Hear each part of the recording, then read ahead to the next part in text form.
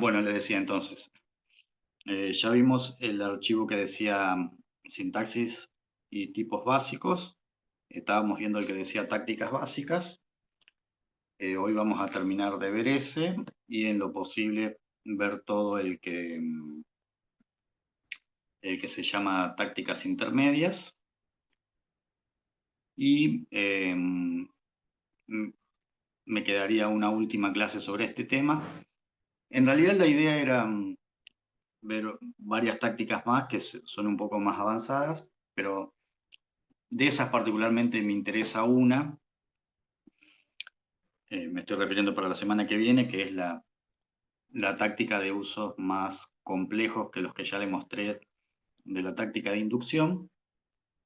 Y bueno, después de eso sí, por ahí ver algunos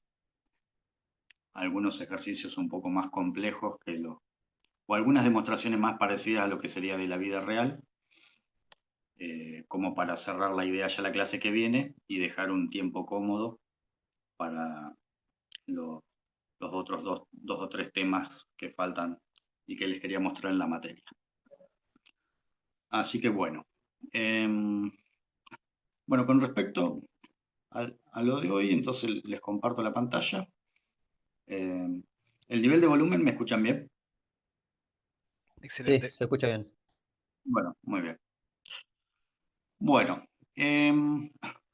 hoy, por ejemplo, se los voy a mostrar directamente desde la versión web. O sea, este es el mismo archivo que tienen ustedes, el que dice tácticas básicas, que era el que estábamos viendo en la última clase.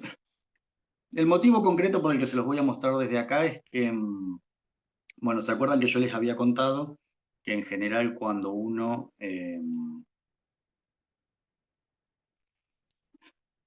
bueno, quiere hacerlo en la PC local, en lugar de tener archivos aislados, conviene crear un proyecto, meter ahí adentro los archivos que uno quiere revisar, pero concretamente, no en este, en el que vamos a ver a continuación, utiliza algunas cosas de la librería MATLib, y cuando uno crea un proyecto utilizando la librería MATLib localmente, el problema que tiene es que es bastante pesado porque la librería MATLib es muy grande.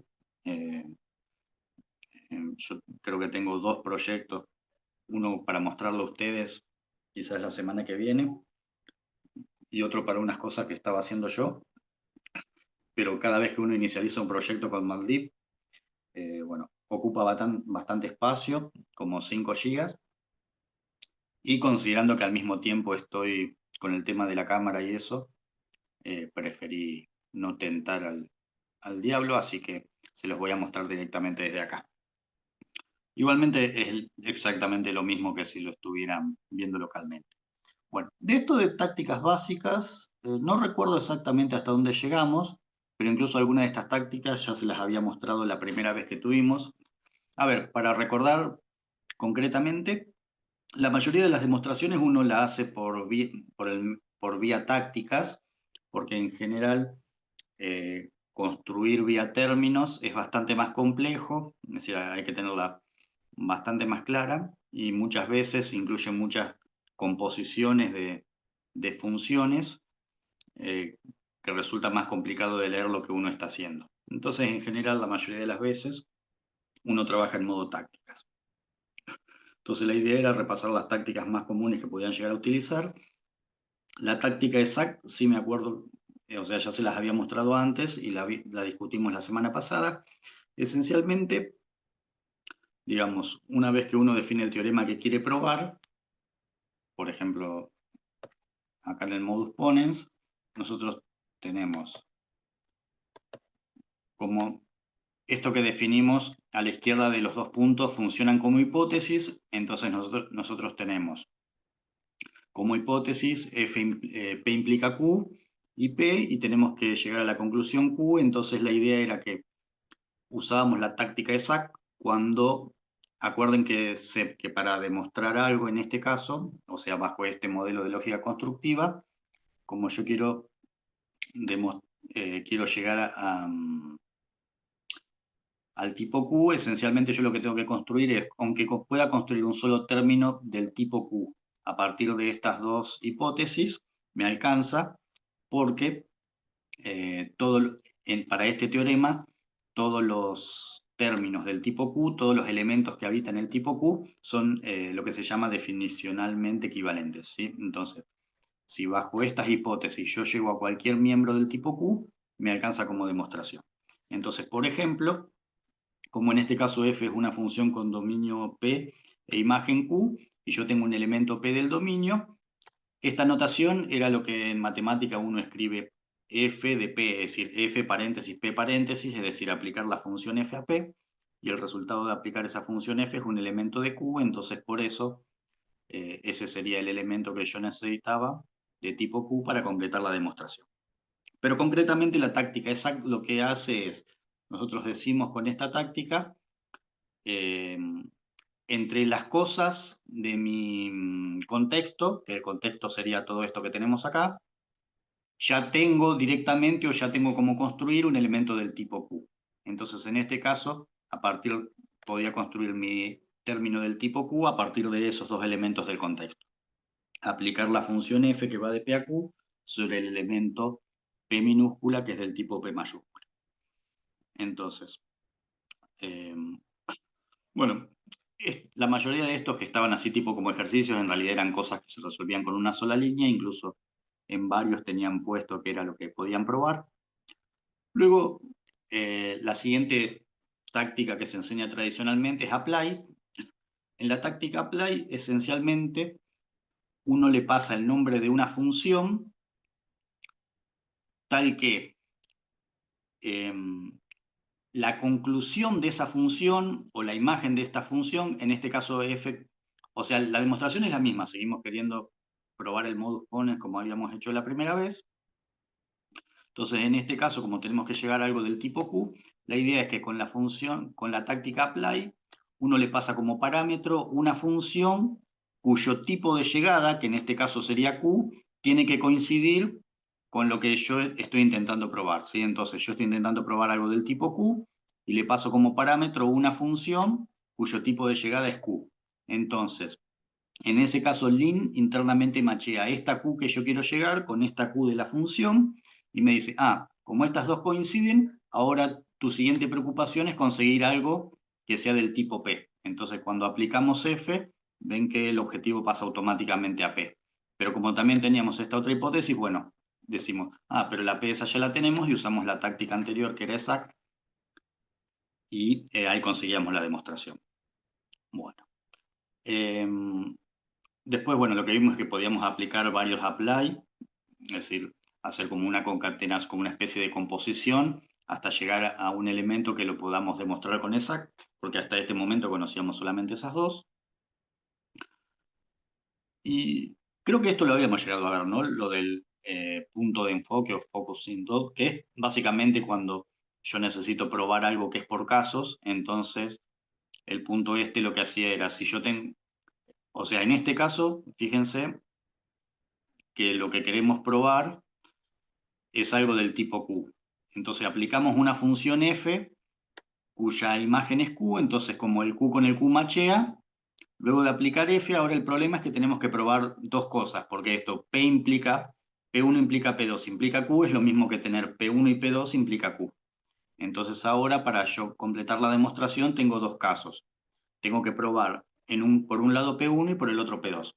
Entonces, esencialmente este punto lo que cumplía era esta misma función, o sea, es lo mismo escrito de otra manera, sería una demostración por casos. Donde la diferencia que hay es que cuando uno aplica el punto este, me muestra solamente, para no confundirme acá en el contexto, me muestra solamente el objetivo al que tengo que llegar en ese caso, y recién cuando complete ese paso al otro.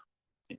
En cambio, cuando uso el case, eh, bueno, en este caso pues literalmente la misma notación que el punto escrita de otra manera, pero cuando uso el case común sin utilizar esto, eh, o me muestra así como en este caso las dos cosas que yo tengo que probar, ¿sí?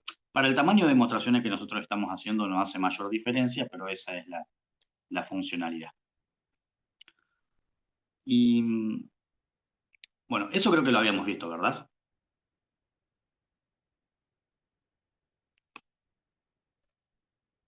¿O no se acuerdan? Yo no me acuerdo, pero puede ser que lo hayamos visto. Ok. Bueno, entonces, bueno, pero se entendió la idea igual, no es mucho más que eso, ¿no? Es decir, lo que les tiene que quedar de la táctica apply es que yo le paso como parámetro una función y el tipo de llegada de esa función tiene que coincidir con el tipo que yo estoy intentando demostrar. Si Lin logra machear esos dos, el problema pasa a ser en encontrar a alguien del dominio de la función que yo le pasé en la función apply, ¿sí? Entonces, en el caso de f, de nuevo, ¿no? Si yo quiero probar algo del tipo q y f es una función de p a q, machea a q y después me dice, bueno, tenés que probar ahora algo del dominio de f. Esto otro de los casos es simplemente cuando el dominio de la función es de más de una variable. Por eso hay que probar cada uno de los elementos del dominio. ¿Sí? Entonces, hasta ahora tenemos exact, básicamente le estamos diciendo, en los elementos de mi contexto ya tengo el término de la prueba o tengo cómo construir el término de la prueba. Y la táctica apply lo que hace es, le paso una función, si el tipo de llegada de esa función coincide con el tipo que yo estoy intentando demostrar, el problema pasa a ser encontrar algo que corresponde al dominio de esa función. ¿Sí? ¿Se entiende esa idea? Sí. Sí. Bueno, en el caso de la táctica intro, esencialmente se utiliza, la habíamos charlado la primera vez que le mostré unos rudimentos básicos, pero sin demasiada formalidad, pero esencialmente intro se utiliza para asumir una hipótesis, ¿sí? Entonces, por ejemplo, veamos este caso que es más claro. Yo tengo que probar esto, o sea, tengo que probar bajo la hipótesis de que f es una función que va de P en Q en R y que P es un elemento de P, yo tengo que demostrar Q entonces R. Entonces, esto es lo que tenemos hasta el momento. Entonces tenemos dos elementos eh, que son mis puntos de partida y Q entonces R es lo que yo tengo que probar. Entonces, cuando yo lo que tengo que probar es algo del tipo de una implicación, en realidad yo lo que quiero probar es que siempre que el antecedente, que en este caso es Q, es verdadero, R sea verdadero. Entonces puedo asumir que Q es verdadero. La manera de hacer eso es con intro. Entonces yo al decir intro Q, básicamente lo que hago es pasar la Q desde la conclusión, que era donde la tenía, a hacer otro elemento más de mi contexto, es decir, una hipótesis que puedo utilizar. Entonces, una vez que tengo esto, como esta función actúa de P en Q en R, básicamente yo lo que hago es aplicarle la función f a p y el resultado de aplicar la función f a p por el tema de no sé si recuerdan, de la notación de Curry, cuando esto es lo mismo que tener una función de dominio P y Q en R, pero al anotarla de esa manera uno lo puede pensar que si yo le aplico la función f a un elemento del tipo P, me devuelve una nueva función, llamémosle f', que tiene dominio Q e imagen R. Entonces la idea es que cuando yo hago f de P, me devuelve una función que va de Q en R. Entonces, como el dominio de esa nueva función es Q, le puedo aplicar f de P, que sería una nueva función, al argumento Q, y el resultado de todo eso me da algo del tipo R, que es lo que yo estaba buscando. ¿Sí? Entonces, pero esencialmente la táctica nueva en sí, que es intro, lo que sirve es básicamente para asumir hipótesis. Un caso particular de asumir hipótesis sería, si yo tengo algo que está cuantificado universalmente o algo que está cuantificado existencialmente, lo que en discreta llamábamos la especificación universal y la especificación existencial es esencialmente asumir un elemento genérico del dominio, entonces se puede considerar como asumir una hipótesis, intro sirve también para eso. ¿Sí? Entonces, para ir estableciendo la diferencia, exact le digo, este es el elemento, o así se construye el elemento que cumple la demostración. Apply chequea el tipo de llegada de una función que yo le paso con el tipo de llegada que quiero demostrar, y si esos coinciden, le pasa el problema de mostrar algo del dominio de la función que le pasé. Y la táctica intro sirve para asumir hipótesis. ¿Sí? Esa sería la idea fundamental. ¿Se entiende? Sí. Muy bien. Bueno, Este es un ejemplo similar al anterior. Acá en este caso lo que tenemos que probar es que si tenemos un elemento del tipo R, queremos demostrar que perdón, si tenemos como hipótesis un elemento del tipo R, queremos probar que es cierto que P implica Q implica R. Entonces, como nosotros queremos probar R en el caso de que P entonces Q sea verdadera, si P y Q son verdaderas, R también. Entonces podemos asumir P y Q como hipótesis. La diferencia sería que en este caso podríamos haber puesto intro P e intro Q en dos líneas. Acá simplemente lo que está mostrando es que podemos poner, asumir varias hipótesis con la misma línea. ¿Sí? Esto es lo mismo que haber hecho esto otro, ¿sí? Intro P e intro Q. No, o sea, con eso no quería mostrar nada más distinto que esa parte.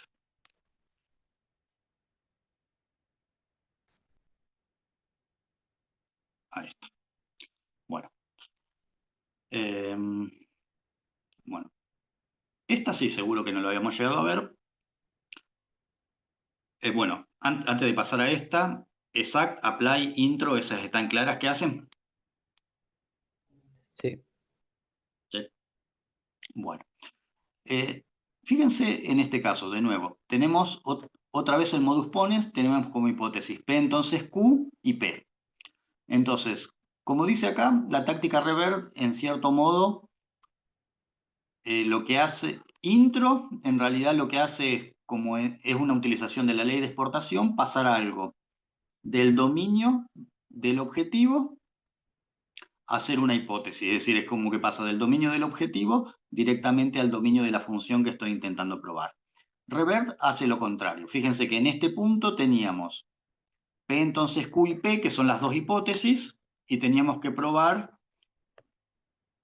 que la imagen es del tipo Q. Bueno, entonces en este caso, cuando hacemos revert P, básicamente vamos a tener nuestro contexto, seguir teniendo esto como hipótesis, y ahora nuestro objetivo va a ser P entonces Q, porque la P esta va a pasar del dominio de la función al dominio de la conclusión. ¿Sí? Entonces fíjense que después de revert P, ven que la P pasa a formar parte de nuestro objetivo. Y una vez que tenemos eso, fíjense que el tipo de la función f coincide exactamente con lo que quiero probar, por eso podemos decir directamente exact f.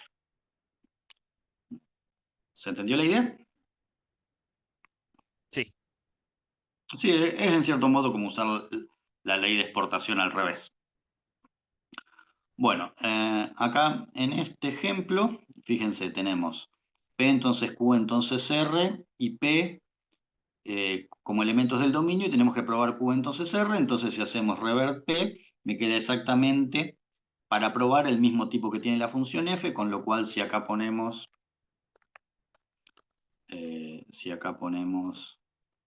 exact f, se cumple lo pedido, ¿sí? Ven que ahí desapareció el objetivo que teníamos pendiente. Bueno, originalmente estaba así, si quieren se los dejo como comentario que era lo que iba ahí, y acá pasa algo similar, ¿no? Teníamos que probar P entonces Q entonces R, tenemos Q como elemento del dominio, entonces, primero, al hacer intro P, lo pasamos al nivel de las hipótesis, y ahora cuando hacemos revert Q, nuestro objetivo pasa a ser Q entonces R. Entonces ahora podríamos aplicar la función f a P, porque fíjense, f es una función que trabaja de P en Q en R. Entonces si yo le aplico f a un elemento del tipo P, me devuelve algo del tipo Q entonces R. ¿Sí? Entonces acá lo que uno pondría sería exact f de P, y ahora debería mostrar que no hay objetivos pendientes. ¿Sí?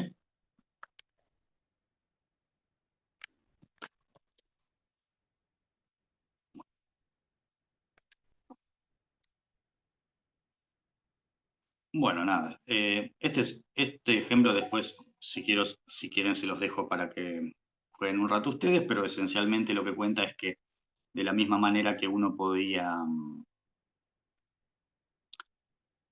usar varias veces el intro, puede usar varias veces el revert. Ahora, lo que sí dice acá que tengan en cuenta es que no es lo mismo poner revert PF que revert F, revert P o revert P, revert F. ¿Sí? Por ejemplo,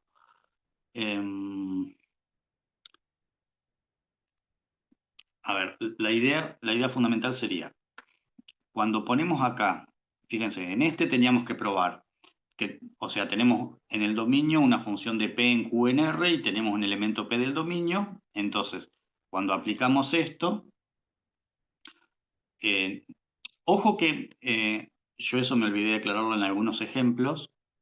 Eh, estos sorry que están acá no están puestos, digamos, porque exista una manera de cumplir eso que se pide ahí, porque fíjense que esencialmente acá no tenemos nada en el dominio y después de aplicar ese reverb me queda para probar esto. ¿Sí?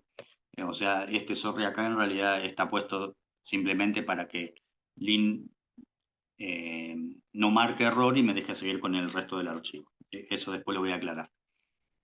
Pero bueno, la idea fundamental es que si ahora lo ponemos como revert, fíjense, hasta acá tenemos lo mismo que teníamos acá. ¿Sí? Pero ahora, cuando en este caso ponemos revert F, revert P, fíjense que ahora, después de hacer revert F, me pasó toda la F que era esto al antecedente de la conclusión que quiero probar. Y ahora cuando hacemos revert P, me ocurre eso y fíjense que esto que tenemos acá no es equivalente a esto que tenemos acá. ¿Sí? Entonces, la diferencia sería que cuando uno los pone uno por uno separados por punto y coma, tiene que tener mucho cuidado con el orden que los pone. ¿Sí? Esa sería la idea fundamental. Cuando uno los pone así, es como que el Lean lo realiza inteligentemente eh, e intenta buscar el orden más satisfactorio. ¿Sí? Esa sería la diferencia fundamental. Bueno, eh, ¿se entendió la idea fundamental de reverb? ¿Para qué se utiliza? Sí.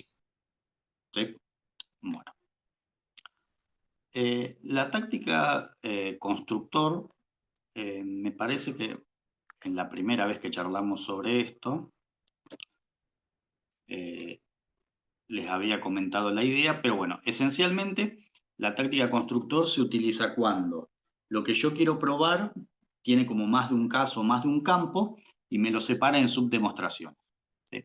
Entonces, el caso más típico es el I. Acuérdense que en lógica constructiva uno piensa el I como un par ordenado, donde el primer elemento del par ordenado es del tipo P y el segundo elemento del par ordenado es del tipo Q. Entonces, cuando uno tiene que probar algo que es de la forma P y Q, lo que tiene que hacer es construir un par ordenado donde el primer elemento del par es una demostración, es un término que funciona de demostración de P y el segundo campo o componente del par es un término que figura como demostración de Q. ¿Sí? Muchas veces, si uno no está seguro de lo que está buscando, la función esta print, cuando uno tiene una estructura, por ejemplo, la puede utilizar y les muestra, digamos, toda la información relacionada al tipo. Por ejemplo, que en este caso tengo dos parámetros que son estos dos campos. El, el campo izquierdo del lang sería en este caso la P y el campo derecho sería la Q. Y lo que es muy importante, todos los tipos tienen lo que se llama un constructor. Ese constructor me dice básicamente qué es lo que yo tengo que proveer para poder tener una demostración de ese tipo. Sí. Este que está acá, ahora que lo estoy pensando, es de una versión más vieja de Lean, el que tendría que ir acá. Igual es lo mismo, ¿no? Pero para que sea literalmente lo que corresponde a la versión actual tendría que ser esto. Entonces, bueno, lo que les decía es que siempre el constructor cuando uno mira el constructor de un tipo, básicamente lo que me dice es qué es lo que yo tengo que lograr para poder tener un término de ese tipo, es decir, una demostración de algo de ese tipo. Entonces, en este caso, el constructor es la función am.intro y am.intro requiere que yo le pase dos parámetros. El primer término es el que funciona como demostración si yo quiero probar P y Q de P, y el segundo término que funciona como demostración de Q. ¿Sí? Bueno, entonces, por ejemplo, acá tenemos que probar en este de acá que si yo tengo un término P y un término Q, P y Q es verdadera, ¿sí? Entonces, cuando aplicamos la técnica constructor, ¿sí? Entonces lo que hace es decirme, vos tenés que probar dos cosas. El caso izquierdo, que en nuestro caso sabemos que es P, y el caso derecho, que sabemos que es Q. Entonces, el caso izquierdo, ¿quién va a ser? O sea, ahí cuando dice left, se refiere al campo izquierdo de lo que necesita and.intro. Entonces, bueno, como nosotros ya tenemos en nuestro contexto P y Q, en realidad acá no hay que hacer mucho, solamente para mostrar la funcionalidad del constructor, uno dice, bueno, lo que tenés que poner en el campo izquierdo es exactamente esta P que tenés acá. Y después en el caso derecho, en realidad sería poner esa Q. Y de esa manera construimos un término del tipo P y Q, ¿sí? Esencialmente, constructor revisa cómo está formado el tipo del objetivo y en el caso de que corresponda lo descompone en casos, donde cada uno de los constructores del caso es un subobjetivo. Bueno, ¿hasta ahí se entendió la idea? Sí. Sí. Bueno, ahora vamos a mirar este, que en realidad, ahora que me doy cuenta, me olvidé de sacar la solución, pero bueno. Acá en este caso tenemos que probar que si P implica Q es verdadero, entonces P y Q también es verdadero. Pero fíjense que en realidad todo eso es la implicación que queremos probar, ¿sí? Entonces, lo podríamos pensar de la siguiente manera, que es en realidad lo que hice acá. Vamos a sacar el sorry, total, ya está hecho.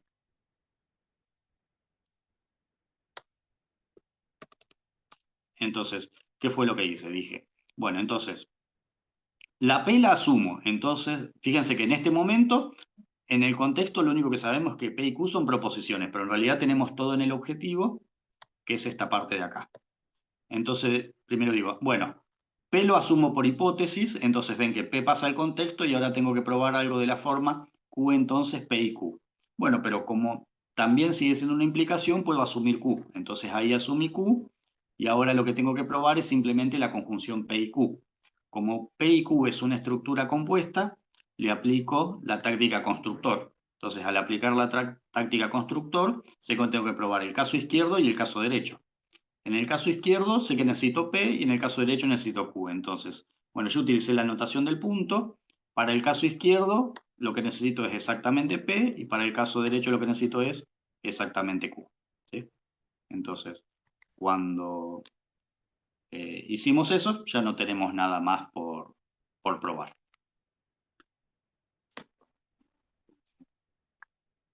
¿Se entendió esa idea? Sí.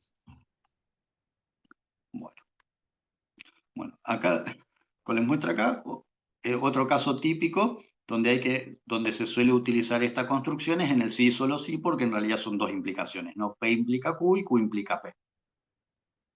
Concretamente, si queremos ver cómo es, esperen que actualizo la versión nueva, así después ya les queda.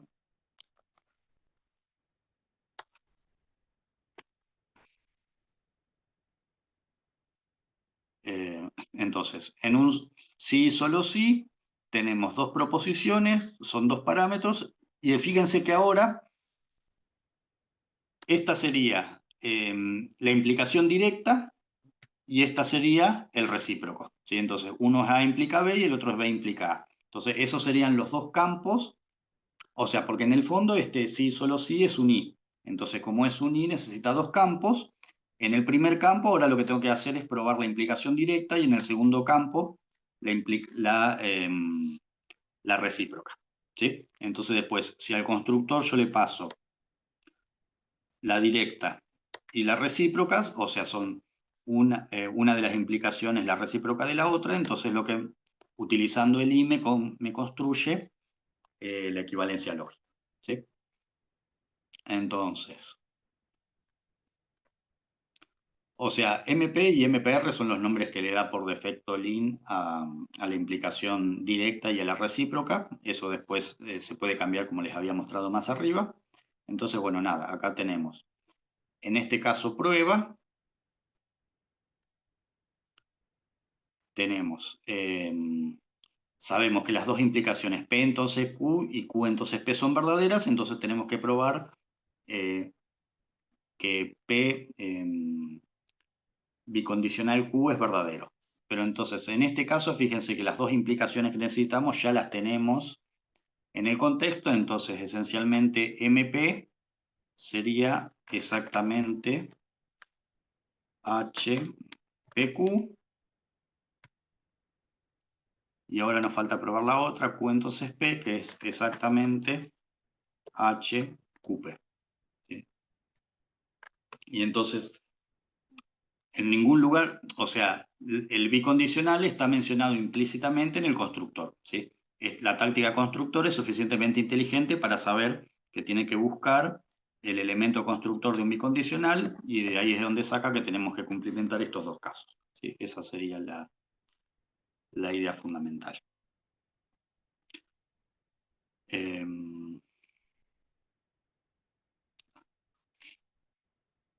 Bueno, en este caso,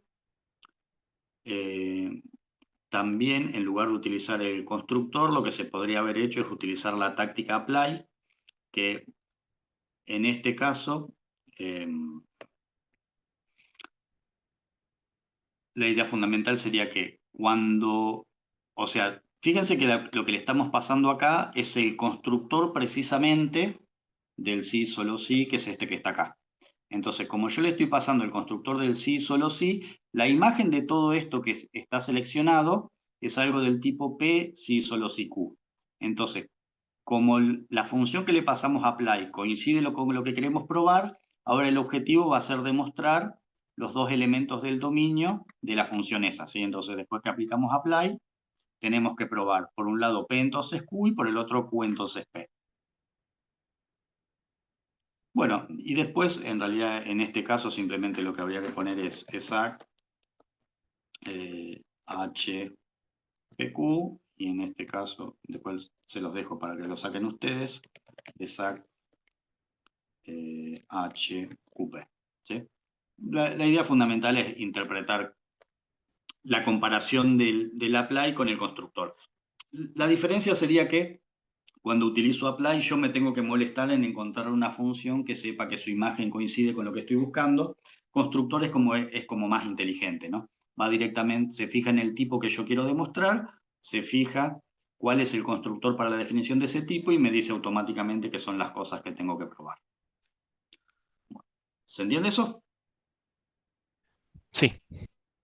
¿Sí? Bueno. Y en este caso es algo similar, pero en lugar de hacerlo para el bicondicional es el viejo caso de Lie, ¿no? Es decir, es el mismo ejemplo que estaba antes de Lie, pero en lugar de estar hecho con constructor, perdón, el primero que está acá, en lugar de estar hecho con el constructor, está hecho con el apply, pero bueno, esencialmente después de aplicar. El constructor de Lie es algo que necesita un par ordenado formado por un elemento de P y un elemento de Q. Entonces, como la imagen de app.intro coincide con esto, el problema va a ser encontrar para el caso de la izquierda algo de este tipo y para el caso de la derecha algo de este tipo, pero fíjense que ya están en el propio contexto, con lo cual acá es poner exact P, exact Q y se acabó. ¿Sí? Bueno, ¿hasta ahí se entendió? Sí. Sí. Bueno, en este caso, fíjense, tenemos que probar que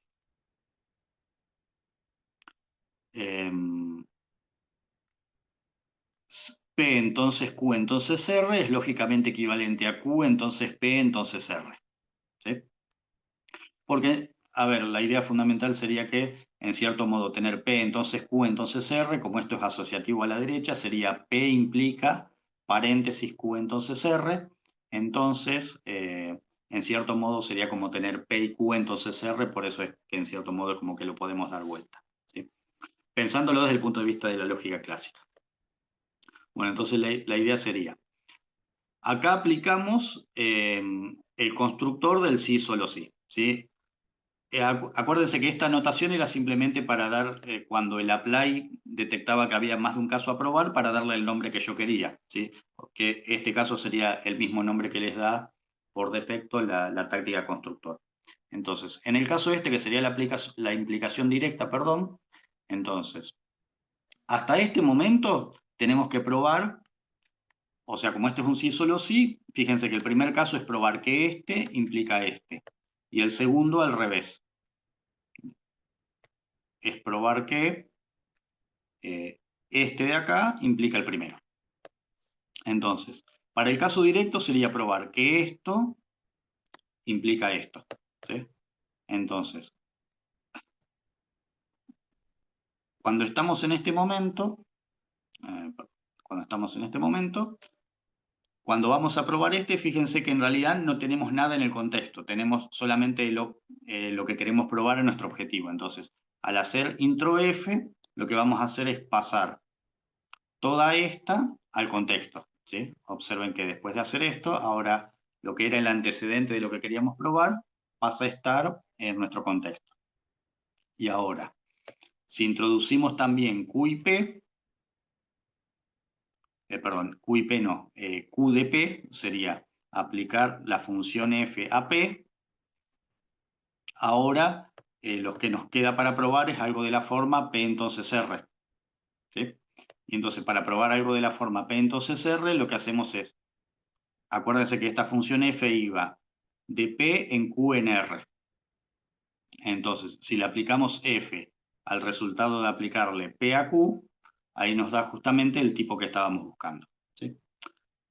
Quizás ahí podríamos haber puesto letras en lugar de F, P y Q que sean un poco más distintivas de lo que estamos diciendo, sí, pero esa es la idea fundamental de lo que se está haciendo, ¿sí? Bueno, este caso es muy similar al anterior, ¿sí? Lo único que hay que hacer primero, cuando estemos en este caso, pasar todo esto al contexto y después esencialmente hacer esa misma secuencia de tácticas, pero cambiando los tipos solamente. ¿Se entendió la idea? Sí. Sí. Bueno, entonces hasta acá tenemos, vamos a hacer un reconto, porque bueno, una vez que se empiezan a acumular, llegamos hasta acá. Entonces, exact lo que hace es decir, en mi contexto tengo el tipo deseado o tengo cómo construirlo haciendo alguna cuenta con lo que tengo en el contexto. Apply, le paso una función como parámetro y me compara el tipo de esa función que le paso con el tipo que quiero probar. Si coincide, los machea y cambia el objetivo al dominio de la función que le pasé. Intro me permite asumir cosas como hipótesis, lo cual se suele usar cuando mi objetivo es una implicación para asumir el antecedente de mi implicación, y también se suele utilizar, si bien no lo hemos hecho todavía, para especificación universal y existencial. Revert lo que hace es al revés, sacar algo del contexto y ponerla como antecedente de una implicación en lo que quiero probar. Y constructor es cuando lo que yo quiero probar es un tipo compuesto que tiene varios casos, automáticamente me lo descompone. Bueno.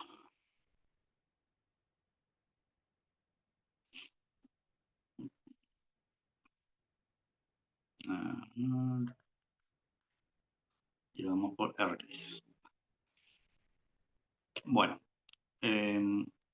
Como dice acá, esencialmente RCases lo que hace es tomar algo que es una estructura y descomponerlo en los tipos que lo componen, pero la idea es que si yo, por ejemplo, tenía originalmente una estructura que se llamaba T, y esa T está formada por, no sé, por dos cosas P y Q, luego de aplicar esta táctica, me van a quedar en el contexto P y Q, pero la T original desaparece, ¿sí? Entonces, a ver, observen este ejemplo. Entonces, tenemos que probar que P y Q implica P, ¿sí? Entonces, introducimos como hipótesis P entonces Q, ¿sí? Perdón, P entonces Q no, P y Q, queremos probar que P y Q implica P, Y ahora, sobre P y Q, como es, acuérdense siempre que la conjunción, en este caso es una estructura, o sea, es básicamente un par ordenado con dos componentes. Entonces lo que hace es ST, que es el par ordenado de la forma P y Q, lo descompone en sus miembros componentes P y Q. ¿Sí? Entonces observen que luego de aplicar esta, ven, fíjense que la T esta, que estaba acá, previamente después de aplicar intro T, y hasta este momento, después de aplicar la descomposición de T en P y Q, desaparece. Y me quedan los elementos que componían al par ordenado T, ¿sí? Que eran P y Q. Pero ahora los puedo utilizar individualmente. Entonces, como yo tenía que probar P, acá simplemente lo que tendría que poner es esa P.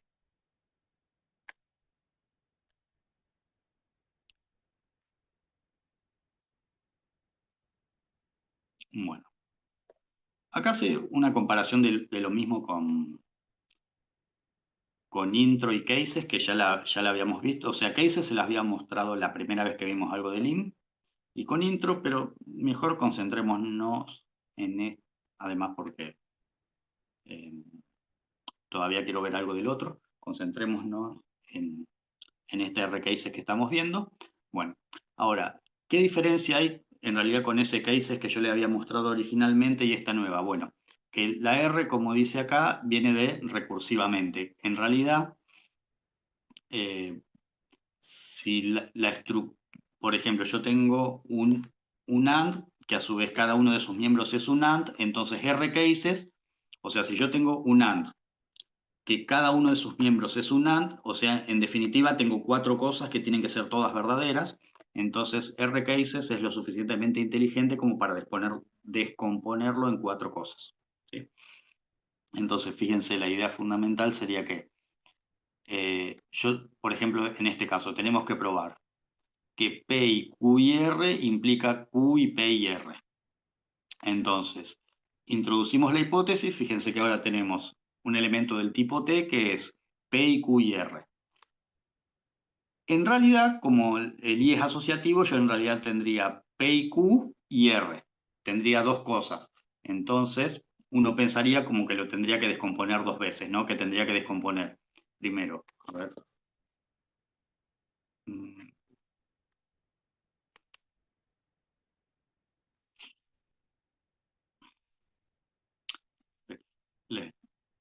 Así les escribo más claro lo que les quiero mostrar.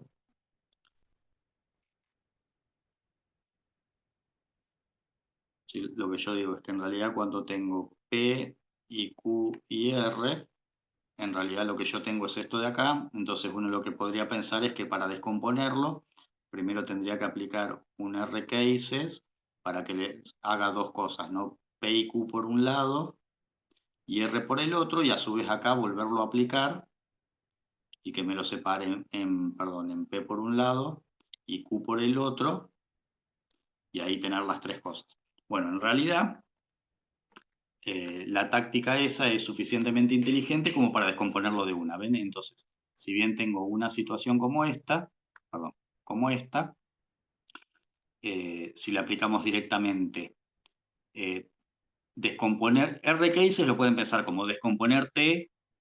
La sintaxis esta con es simplemente si yo le quiero especificar cuáles son los nombres que les quiero poner por defecto a cada una de las componentes de T. Entonces, si le paso tres parámetros, fíjense que me los descompone automáticamente a los tres miembros en P y Q y en R sin tener que hacerlo dos veces. ¿Sí? Entonces, esa R es porque al hacerlo recursivamente, en cierto modo, es como que fuera suficientemente inteligente para descomponerlo todo lo que yo necesite. Bueno, una vez que tengo esto, fíjense que nosotros ahora tendríamos que formar P y Q y R. Entonces, lo que podríamos decir es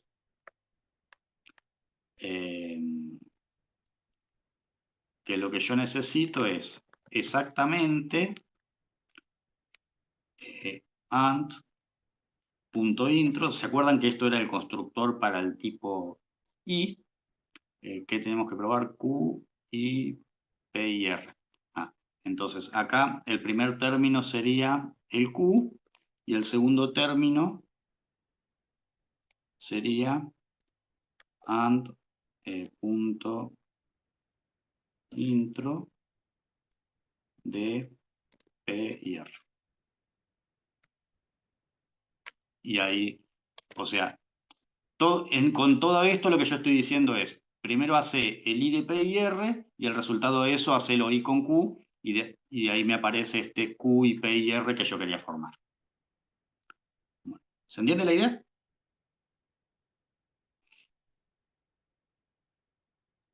Sí, se entiende. Sí. Si no, también podríamos haber hecho, esto sería caso 1, si no, también podríamos haber hecho constructor. Y ven que ahora cuando hacemos constructor me pide que por un lado pruebe Q y por el otro P y R. ¿Sí? Entonces, para el caso Q sería exact Q.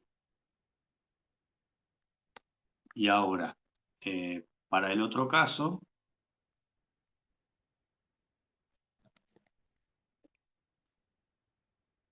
sería exact. Y acá lo que teníamos que darle era P y R, así que acá sí tenemos que usar and.intro de P y R. Ah, este punto de acá no es. Lo puse con el punto en vez de poner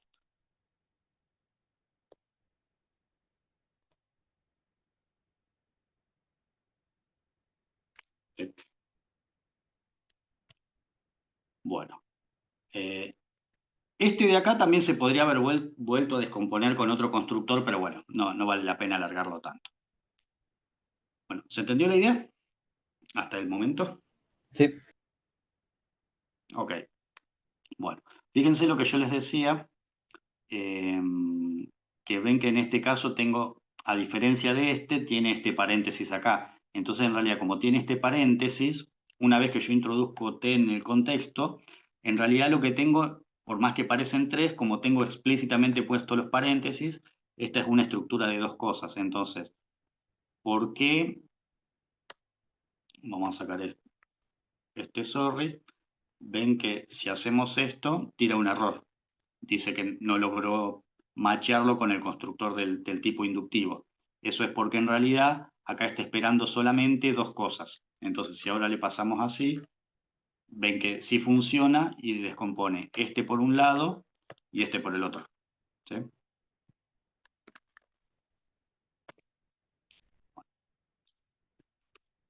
Vamos a ponerle el sorry para que nos deje seguir.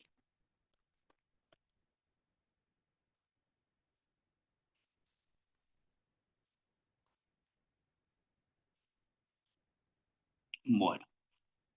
Una cosa que tiene el R-Cases es que dependiendo para qué lo queramos usar, va variando levemente la sintaxis. Fíjense que en este caso, cuando era una estructura tipo un par ordenado, lo que se llama un tipo producto, uno pone with y los elementos que forman el par ordenado o la tupla ordenada que quiere descomponer. En el caso de, supongamos que queremos formar algo que es un OR, es decir, P implica P o Q, por ejemplo, es decir, acá lo que queremos probar es otra cosa, pero lo que vamos a descomponer en algún momento es esto que es un OR. Entonces, cuando uno quiere descomponer un OR, ahora la sintaxis pasa a ser descomponer T con, y esto, el primer parámetro que ponemos acá va a ser el que va a representar el caso del término de la izquierda del OR, y este va a representar el término de la derecha del OR. Entonces, por ejemplo, por defecto se suelen llamar IN-L, IN-R. El IN es de intro, la L es de izquierda, el IN es de intro, la R es de derecha, porque si yo quiero formar algo del tipo P o Q, tengo que introducir el término de la izquierda o el término de la derecha y decir cuál estoy introduciendo. Entonces, la anotación viene por eso.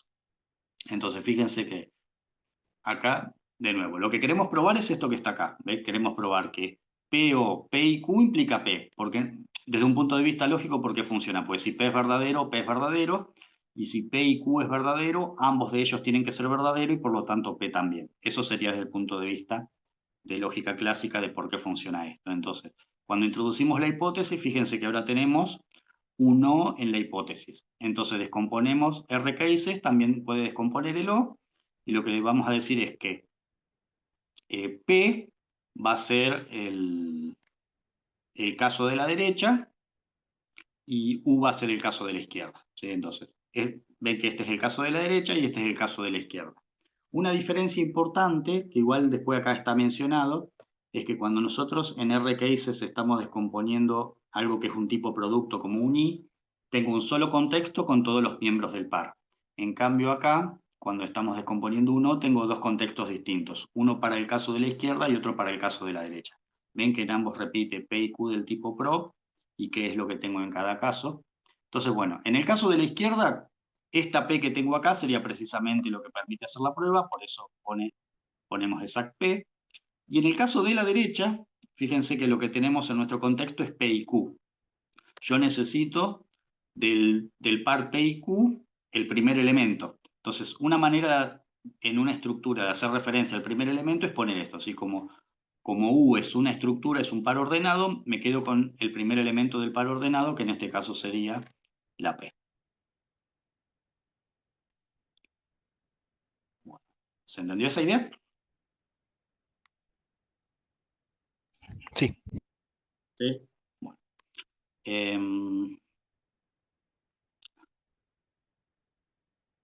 Acá, bueno, acá es les hace la observación importante que yo les mencioné recién. Y acá está una versión de cómo hacer lo mismo con el cases común en lugar del R cases. El cases común lo que tiene es que no tiene la inteligencia de la recursividad, ¿no? Si yo tengo algo que es compuesto y adentro está compuesto, es como que lo tengo que descomponer uno adentro del otro. Esa sería la diferencia fundamental. Bueno, y fíjense acá está usado el R cases para construir una función que devuelve la longitud de una lista. Entonces, primero, observen que una lista uno lo puede pensar. Una lista de un determinado tipo, uno lo puede pensar como un elemento de ese tipo, que es lo que se llama la cabeza, concatenado con una lista del mismo tipo. ¿Sí? Entonces, este se llama la cabeza, el otro se llama como style, la cola de la lista. Pero, y una lista lo que tiene una, una lista lo que tiene de interesante es que como es un tipo inductivo, también tiene un constructor. Entonces, en este caso no es ni un ni uno, RCases lo que va a hacer es fijarse cuál es el constructor de una lista. ¿Sí? Entonces, lo que se va a encontrar es que para definir una lista yo tengo que definir dos cosas. Tengo que definir el caso base y tengo que definir el caso inductivo. Entonces, lo que estamos diciendo es que empty list va a ser el caso base y después una lista formada por una cabeza A y una cola L va a ser el caso inductivo. Entonces, en el caso nil es el nombre por defecto que tiene el caso base para las listas y cons es el nombre por defecto que tiene el caso inductivo para las listas. Entonces, en el caso base, que correspondería a la lista vacía, la longitud de la lista es 0. Y en el caso inductivo es 1 más la longitud de la cola. ¿Sí? Es lo que uno haría matemáticamente en papel y lápiz, simplemente traducido a la notación de lim. Entonces, por ejemplo, no sé, si tenemos esta lista y queremos aplicarle la función, entonces acá lo que haríamos es, ¿se acuerdan que podemos usar el comando eval para evaluar una función? No, exal no, eval, la función se llama longitud,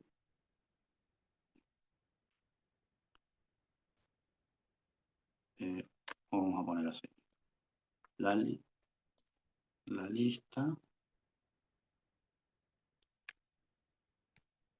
punto longitud.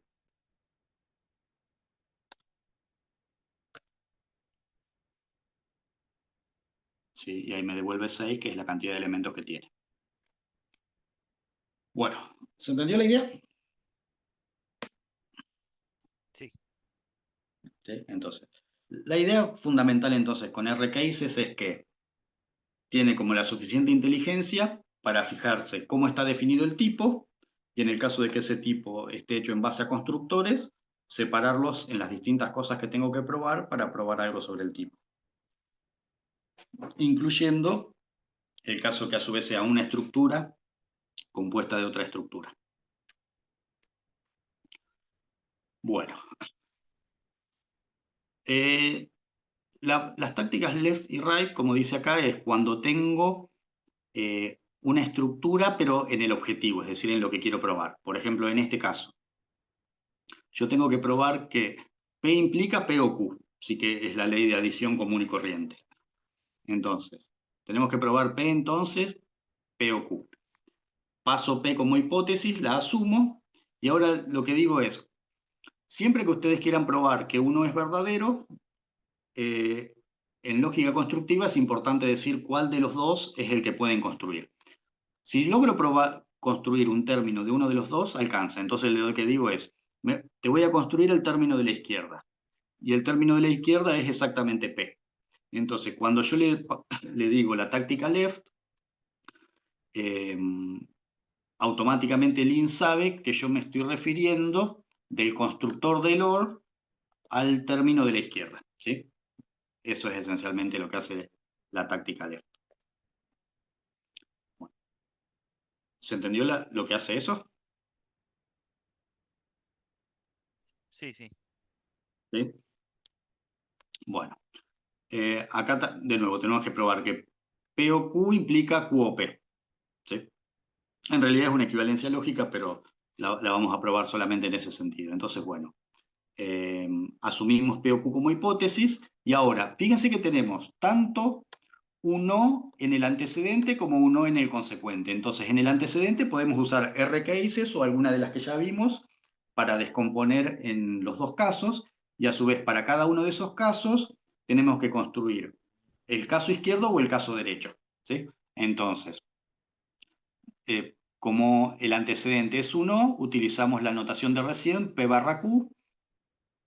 Entonces, después de pararnos acá, tenemos para mostrar el caso izquierdo, que es cuando P es verdadero, y el caso derecho, que es cuando Q es verdadero. En el caso izquierdo, ahora lo que le decimos es, fíjense que en el caso izquierdo, que es cuando teníamos la P es la derecha de la conclusión. Entonces, en el caso izquierdo de lo que tenemos en la hipótesis, le decimos que lo que vamos a hacer es construir el caso derecho de la conclusión. Y le decimos, el caso derecho de la conclusión es exactamente P. ¿Sí? En lugar de decir apply or.inR, también podríamos haber puesto right, que sería la pariente de esta. ¿Sí? Y acá, bueno, sería algo similar. Le decimos que lo que vamos a probar, o sea, como en el caso derecho de la hipótesis tenemos Q, que es el caso izquierdo de la conclusión, le decimos que acá vamos a probar el caso izquierdo y sería exactamente Q. ¿Sí? ¿Se entendió la idea? Acá en lugar de left podemos poner apply or.inL, que sería el constructor del término izquierdo de 1. ¿Hasta ahí estamos? Sí, sí. ¿Sí? Bueno. Estos dos no hay que hacer mucho, pero si quieren se los dejo para que jueguen un rato ustedes, porque bueno, acá estoy mirando que ya son 8 menos cuarto, y yo quería ver también algo del otro archivo que sigue. Bueno, la táctica RFL, que es la táctica de reflexividad, esencialmente lo que hace es decir que cuando uno le aplicamos la táctica esta a un elemento X, lo que estamos diciendo es que estamos construyendo una prueba, una demostración de la forma X igual a X. Entonces, ¿cómo se suele usar esto? Supongamos que yo sé que dos cosas son iguales a 3, ¿sí? Como el ejemplo este que está puesto acá. O sea, yo tengo que probar que 4 menos 1 es igual a 1 más 1 más 1. Entonces le digo que aplique la técnica esta RFL con el argumento 3. O sea, que pruebe que en realidad que ambas de estas dos cosas valen 3, y como 3 es igual a 3 por reflexividad, entonces son iguales entre ellas, ¿sí? Esa sería, digamos, la idea fundamental de lo que hace. Cuando está claro cuál es el elemento con el cual los tiene que comparar, no hace falta ponerle el 3, y es más, incluso uno puede usar la versión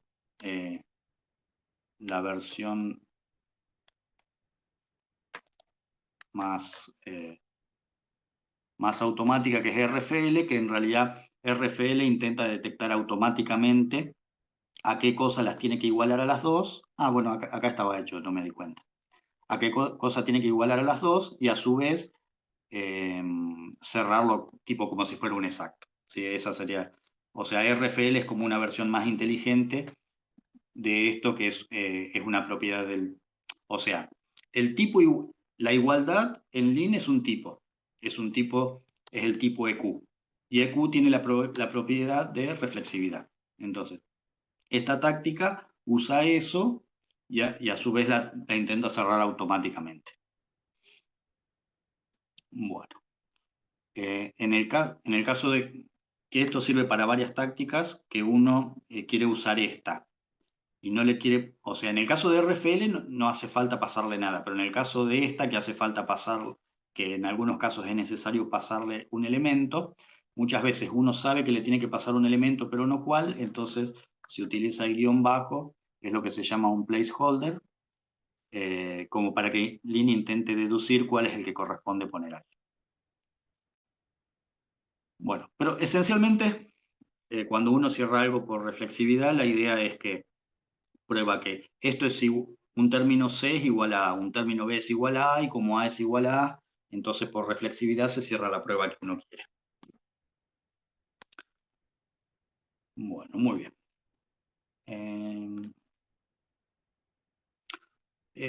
Algunas tácticas como exact y apply, y otra que vamos a ver en el otro archivo, tienen la particularidad esta, que uno puede usar el signo de interrogación como para decirle,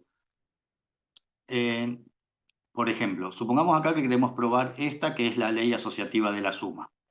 Entonces, en realidad uno, sobre todo cuando recién está empezando a usar Lean, quizás no sabe que existe esta función, que es esta función de simetría del igual, perdón, simetría del igual. Entonces, ni tampoco que existe las propiedades de la asociatividad. Entonces, muchas veces lo que uno puede hacer es esto. Es decir, uno es como que tiene la sospecha de que en su contexto ya tiene lo que quiere demostrar. Por ejemplo, en este caso, tenemos que n es un número natural y que n es igual a 3. Entonces queremos probar que n más 1 es igual a 4. Entonces, tenemos la sospecha de que ya tenemos el término que queremos construir, pero no sabemos cuál es. Entonces uno pone exact, signo de interrogación, perdón, signo de interrogación, y me dice que pruebe con esto. ¿Sí?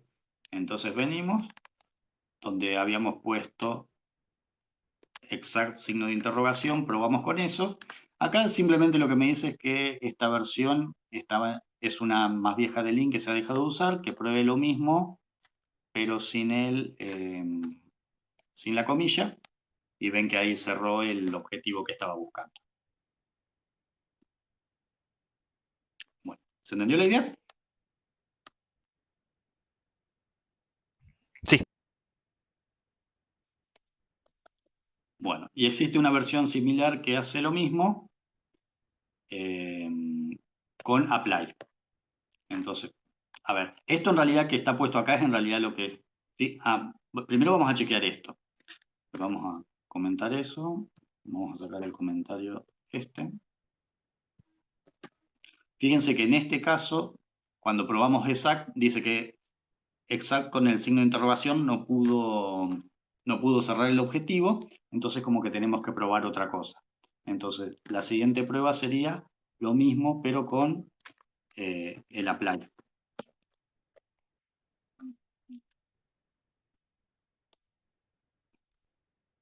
Entonces, me dice que puedo intentar con esto, que es en realidad lo que está puesto acá. ¿Sí?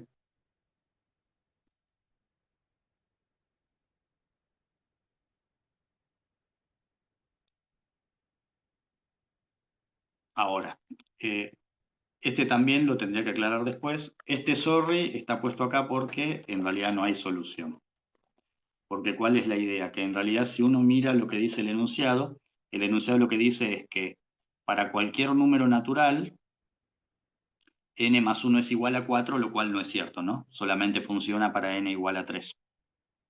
Por eso en realidad incluso si uno hace esto, es decir, ven que me dice que n tendría que ser 3, pero el objetivo sigue abierto, porque en realidad yo lo quería probar para todo n. ¿Sí? Ah, bueno, acá estaba aclarado justamente lo que está pasando.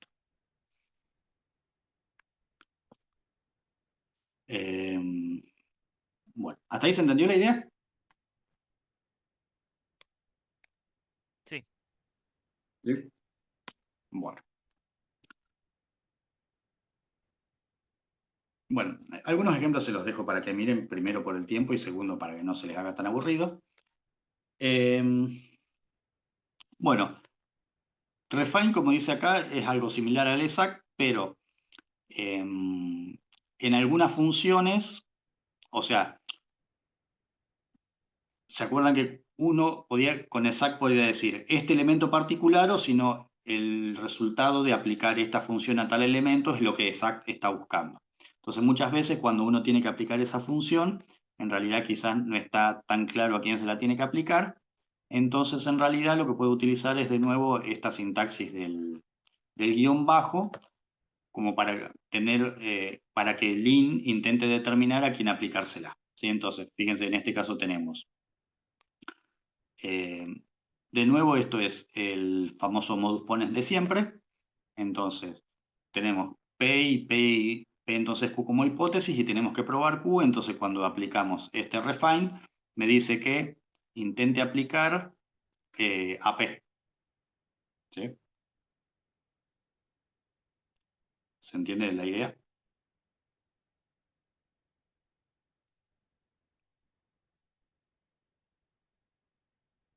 O sea, acá lo que iría sería directamente exact P. O sea, lo que me ayudó, digamos, el refine.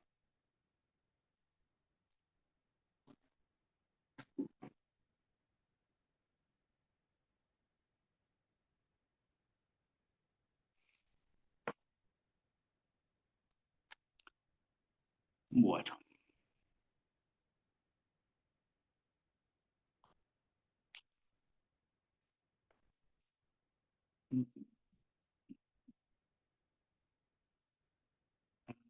Bueno, estos ejemplos, digamos, son similares a cosas que ya vimos, así que yo les diría, queda este poquito nada más, que por ahí esto lo chusmeen ustedes, cualquier cosa me preguntan la clase que viene, y que si les parece pasemos a ver unas tácticas un poquito más avanzadas. Hagamos un breve resumen porque vimos un montón de cosas, y después vemos un par más avanzadas que quería ver hoy. Bueno, entonces, lo que aparece en este archivo, el exact. Entonces, es decir, en mi contexto, el término que estoy buscando es este, o el término que estoy buscando es el resultado de aplicar esta función a este. El apply, lo que hacía era decir, aplicar esta función, que significa comparar el tipo de llegada o la imagen de esta función con el tipo del objetivo que estoy buscando. Si coinciden, como esas dos coinciden, quiere decir que yo le podría aplicar esa función a un tipo del dominio de esa función. Por eso mi próximo objetivo pasa a ser un tipo del dominio de esa función. Intro es para asumir hipótesis y especificar. Revert es al revés, para pasar a algo que tengo en el dominio como antecedente de la conclusión, o sea, en cierto modo es lo contrario al intro. El constructor lo que hace es chequear cómo está construido un tipo, y en el caso de que tenga una regla de construcción, me indica todos los casos que tengo que probar. El rcases hace algo similar, pero la idea es que en el caso de que sea una estructura,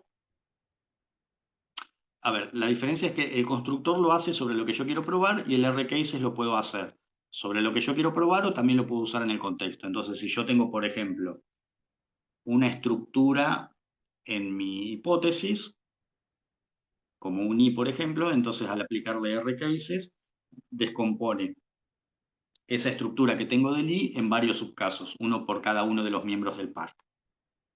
El left y el right se utilizan en el caso de que tenga que probar un O en la conclusión para decir como acuérdense que siempre, a diferencia de lo que pasaba en lógica clásica, siempre que yo tenga que probar un O, no basta con decir que P o Q es verdadero, sino que tengo que decir cuál de los dos es verdadero. Entonces, como para decir, como tengo que probar un O, te voy a probar el de la izquierda, te voy a probar el de la derecha, la táctica de reflexividad, y estas últimas tres lo que hacen es proporcionarme ayuda, o sea, Exact y Apply buscan en la librería y y Refine, entre las cosas del contexto, de darme una ayuda a quien le puedo aplicar un Exact para resolver el objetivo que me falta.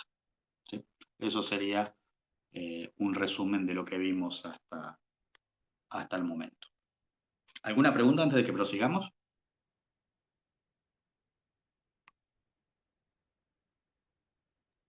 Por mi parte, no. Por mi parte tampoco. Bueno, muy bien. Bueno, entonces avancemos.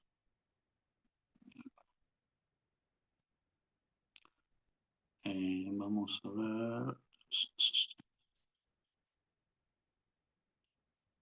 Otra. Bueno, esta es la que yo les decía que ven acá en este ejemplo. Vamos a usar algunas que provienen de la librería esta Madlib. La otra ventaja que tiene utilizarlo en la web es que siempre estamos usando la última versión. El problema es que, bueno, después, por ahí la clase que viene, cuando charlemos algunas cosas de import y demás, es que, bueno, acá no podemos abrir más de un archivo a la vez. Entonces, bueno, si uno está trabajando un proyecto que importa archivos y demás, lo tiene que hacer forzosamente de modo local. Bueno, esencialmente acá vamos a ver estas tácticas que están acá, o al menos lo más que podamos. Bueno, entonces, vieron que muchas veces, en realidad, cuando uno tiene una cosa así, ¿no? Uno tiene que probar que A más B al cuadrado es A cuadrado más 2AB más B cuadrado. Pero muchas veces, en realidad, si uno lo hace con papel y lápiz, no va directamente de... Está bien, uno cuando se aprendió la regla del cuadrado del binomio sí, pero si uno la quiere demostrar, no puede usar la regla del binomio para pasar acá, entonces tiene que hacer algo así, ¿no? Primero tiene que aplicar la definición de potencia para escribirlo como A más B por A más B, luego tiene que aplicar la distributiva A por A más B más B por A más B, después en realidad tiene que aplicar distributiva de nuevo y después tiene que asociar los dos términos del medio con mutar y recién ahí le queda eso. Entonces, más allá de eso, la idea fundamental acá es que cuando uno está haciendo manualmente, lo que está haciendo de un paso al otro es siempre reescribir la misma expresión por una que sea equivalente. Bueno, la manera de hacer eso en Lean es a través de la técnica esta que se llama rewrite. Entonces, esencialmente la idea es que si yo tengo un tipo que es una igualdad, por ejemplo, en este caso esta hipótesis es un tipo A igual a B, y entonces yo digo que aplique la táctica rewrite. Con esto lo que Lean va a hacer es tomar todas las veces que aparezca el término de la izquierda, que en este caso sería A, reemplazarlo por el de la derecha. Entonces, observen que en este caso, en el contexto, hasta este momento tenemos tenemos una función que va del tipo A al tipo type genérico. A y B son elementos del tipo A, y a su vez sabemos que A y B son iguales por esta hipótesis. Y tenemos una función P mayúscula, que es esta que está acá, que como tanto A como B son elementos del tipo A, se puede aplicar al elemento B. Y lo que yo tengo que probar es que P de B es igual, y tengo que probar P de A. Entonces la idea es que cuando aplicamos rewrite, utilizando que A es igual a B, fíjense que antes del rewrite teníamos acá P de A. Después de aplicar el rewrite, ahora tenemos P de B, porque lo que hizo fue reemplazar la A por la B, es decir, un miembro de la igualdad por el otro. Entonces ahora, como esta P minúscula contiene P de B, es exactamente lo que yo necesitaba para la demostración. ¿Sí? ¿Hasta ahí se entiende la idea? Sí. Bueno. Cuando uno aplica esta técnica de rewrite, en realidad puede aplicar varias al mismo tiempo. Es más, todas estas que están acá, incluso si tengo cuidado con el orden, podrían estar todas en la misma línea. Entonces, fíjense, acá lo que queremos probar es algo similar a lo que yo había puesto, que A más B por A más B es A por A más 2 por A por B más B por B. Entonces lo que hacemos es partir de eh, A más B por... Esperen que voy a correr esto porque por donde puse el teléfono para ver si entraba alguien me queda justo enfrente del... me queda justo enfrente del InfoView. A ver si mejor...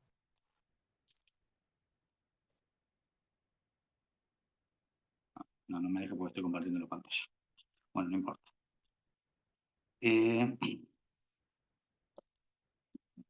Desvío un segundito acá. Ahí está. Bueno, fíjense, tenemos. Entonces partimos de...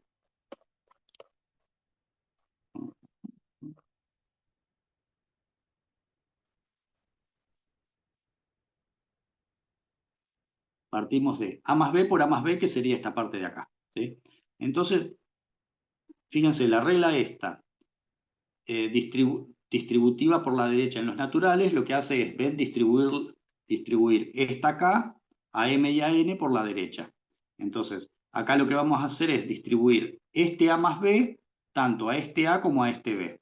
¿Sí? Entonces, cuando aplicamos esta regla, fíjense cómo cambia A por A más B por A más B. ¿Sí?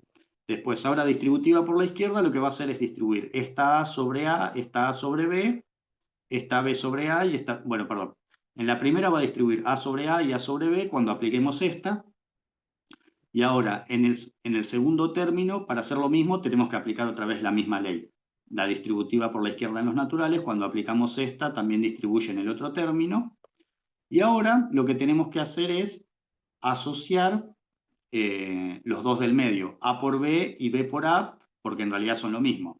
El tema es que cuando aplicamos la ley asociativa, lo que hacemos es ponerle el paréntesis a los dos últimos. Entonces, si yo quiero, o sea, yo tenía, cuando aplico la ley asociativa voy sin paréntesis, perdón, sin paréntesis a paréntesis en los dos últimos, pero yo en realidad ahora lo que quiero hacer es al revés. Tengo paréntesis en los dos últimos y quiero pasar a los otros. Entonces, para en lugar de ir a la izquierda a la derecha, ir de la derecha a la izquierda, por eso hay que agregarle esta flechita que está acá. ¿Sí? Es como para que use la ley asociativa. Esta ley la dada por esa función de la librería, pero en lugar de utilizarla de izquierda a derecha, de derecha a izquierda. ¿Sí? Entonces, cuando aplicamos esta ley, fíjense que después de hacer eso, ahora me quedan... bueno, acá también, esperen que lo copio y lo pego por acá. Ahora lo saco. Entonces ven que ahí le saco los paréntesis. Porque esta ley lo que hacía era, esta que está acá, o sea, si no tenía paréntesis, pone paréntesis a los dos últimos. Como yo acá tenía paréntesis en los dos últimos, se los sacamos. Ahora lo que tenemos que hacer es asociar los dos del medio, ¿sí? De nuevo con la ley asociativa. Lo único que ven, como acá tenemos en realidad 4 términos, si yo no le digo quién, va a intentar ponerle los paréntesis a los primeros. Entonces lo que le digo es que coloque los paréntesis acá y dejo los otros dos lugares. Entonces, después de aplicar esta ley, fíjense que se convierte en, dejo el A por A como primer término y le pongo el paréntesis a los otros dos. En eso sí es bastante molesto, hay que ser bastante puntilloso, pero una vez que tenemos eso, ya tenemos el paréntesis en los dos del medio. ¿Y ahora qué hacemos? Le decimos que A por B es lo mismo que B, que B por A es lo mismo que A por B, para que dé vuelta este término de acá. Y finalmente, esta propiedad, NaToMul, lo que hace es que si yo tengo, vamos a verla acá, 2 por un número es lo mismo que ese número más ese número. Lo que pasa es que en realidad, como yo tengo n más n y quiero pasar al 2, de nuevo le tengo que poner la flechita hacia el otro lado para que vaya desde n por n, que en nuestro caso sería a más b por a más b, a 2a por b. ¿Sí? Entonces, una vez que tengo eso, fíjense que me quedo en los dos lados.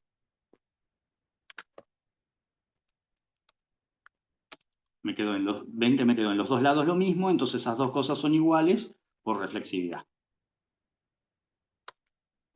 Entonces, bueno, nada. Obviamente, usar esto requiere que a medida que uno lo va usando se vaya haciendo una idea de cuáles son las cosas o las propiedades que están en la librería. Y bueno, y tener cuidado con el tema de órdenes y todas esas cosas. ¿Se entendió la idea? Sí. Sí. Sí, ok. Bueno, una cosa que podrán haber notado es que acá está usada 2 veces la misma, ¿sí? Entonces, otra manera de hacer eso sería, de nuevo, como les comenté antes, estas 4 pueden, en realidad, todas estas podrían estar juntas, simplemente para que no se haga tan largo el renglón, pero lo que está hecho acá es, fíjense, la primera está puesta acá. Y después, en realidad, como esta está usada 2 veces, acá le puse, otra opción es ponerle que repita este rewrite, ¿sí? Y después las otras están puestas nuevamente por separado, salvo la última que está puesta en 2, ¿sí? Entonces, en realidad, eso es lo que uno puede intentar. El tema es que uno tiene que tener cuidado si, digamos, si aplica un repeat cuando tiene más de una, como por ejemplo con esta última, porque Lin va a intentar repetir las dos. Entonces, ven, por ejemplo, acá les dice que si en lugar de hacer esto y esto y esto, uno hubiese intentado poner repetir rewrite en la que habíamos puesto originalmente, el problema es que va a intentar repetir todas y ven que no llegamos a solucionar el objetivo. Entonces, generalmente si uno va a utilizar el repeat, conviene hacerlo puramente sobre la que quiere repetir.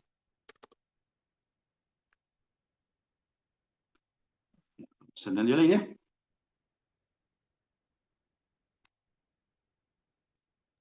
Sí. Sí. Bueno.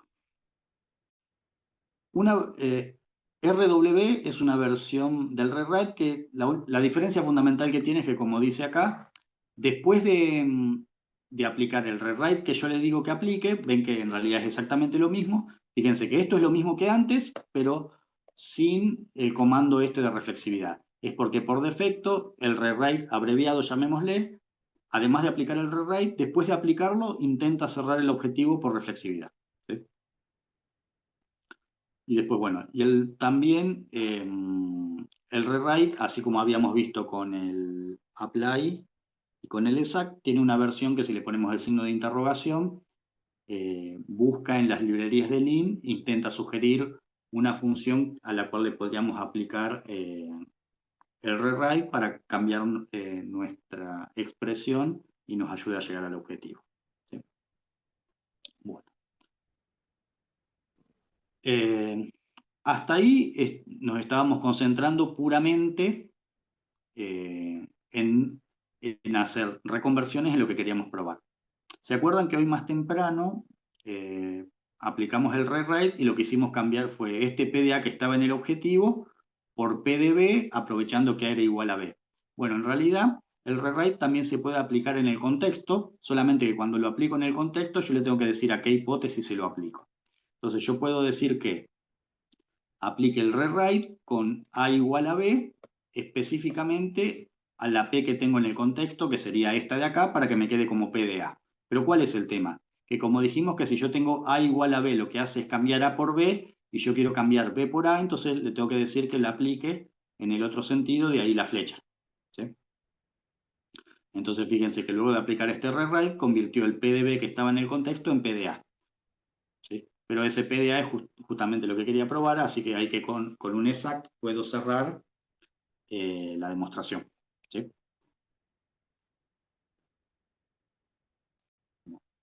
¿Se entendió eso? Sí. Ok. Bueno. Acá hay un ejemplo final, si quieren lo pueden chequear ustedes, está como si fuera una especie de ejercicio, pero no hay que hacer gran cosa para que funcione. Es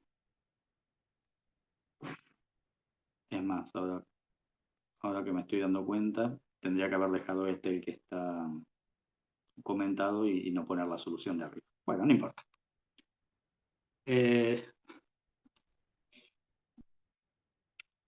Este modo calc no es una táctica, sino que en realidad, ¿vieron lo que les mostré recién escribiendo a mano? Entonces, este modo calc es... a ver, la idea fundamental sería que en toda esta lista de rewrite que está puesto acá arriba, uno tiene que, si no está seguro de lo que está haciendo, en realidad uno tiene que ir fijándose con mucho cuidado lo que está pasando acá en el InfoView a la derecha, para ver qué transformación está haciendo cada una de estas leyes. Entonces, si uno lo quiere tener directamente en el cuerpo de la demostración, puede usar este bloque que se llama calc. Entonces, la idea es, en cada paso hacemos una transformación y justificamos esa transformación. Esa transformación se puede justificar tanto por modo término, por modo táctica. Por ejemplo, si esta la quiero justificar por modo táctica, pongo by y entre llaves coloco la lista de tácticas que justifican este paso de acá para acá. Como en realidad es lo mismo que hicimos más arriba, las que justifican ese paso serían las 4 que habíamos hecho originalmente, que eran estas de acá.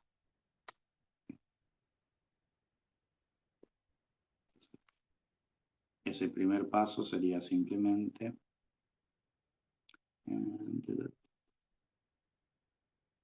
este de acá. Incluso lo podemos hacer con RW. ¿Sí? Entonces, ahora para el segundo era este de acá.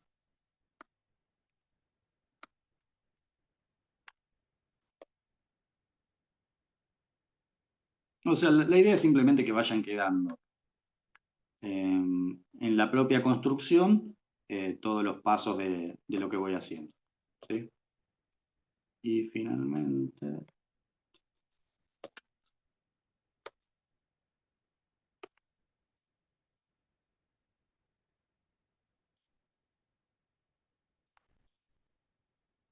Y ahí cerrar. Es decir, acá, como lo hice con RW, no hace falta el RFL que habíamos usado en el primer ejemplo.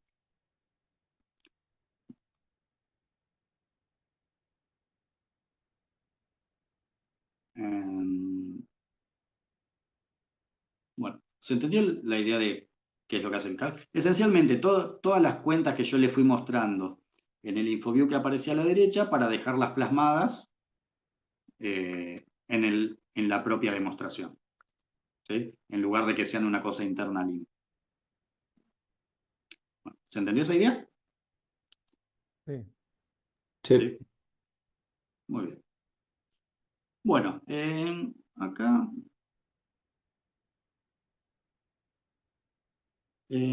esto simplemente